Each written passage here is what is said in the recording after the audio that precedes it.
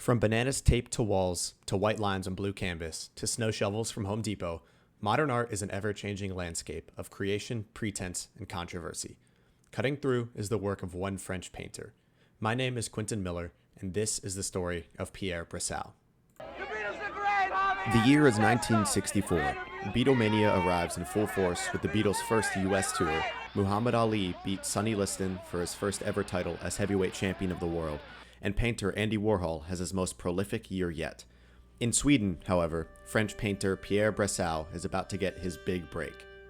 A major art gallery in Gothenburg, Sweden is preparing an exhibition. Modern art cynic and journalist Åke Doke Axelsson decides now is the time to test the mettle of modern art critics and submits Brassau's recent work for display. The display is a hit, quickly becoming the star of the show. Rolf Anderberg, an eminent critic, states, "Brassau paints with powerful strokes, but also with clear determination. His brush strokes twist with furious fastidiousness. Pierre is an artist who performs with the delicacy of a ballet dancer." The only critic with a problem with Brassau's avant-garde abstractism states, "Only an ape could have done this." He didn't know yet how right he was. The truth that only Axelsson knows is that Pierre is not French. He isn't a painter. In fact, Pierre isn't even a man at all. Pierre Brassau's real name is Peter, and he is a 4-year-old chimpanzee that Axelsson has recruited from Sweden's Boris Zoo. Modern art reviewing is an area which many people believe is influenced more by the name of an artist and how they're presented than it is by the actual quality of their work. The ever-critical Axelsson is a subscriber to this belief, and so, before the show, he decides to test critics. He convinced the Boris Zoo to provide Peter with painting supplies. Peter warmed up quickly to the idea when he discovered that painting meant bananas, often eating up to 9 in a single session. Peter's work is nearly indistinguishable from other art of the same style, and leads to resounding praise at his exhibition in Gothenburg, in no small part due to his signature heavy usage of the color cobalt blue. This is no accident, and Peter likes this color for one simple reason. It is his favorite flavor of paint.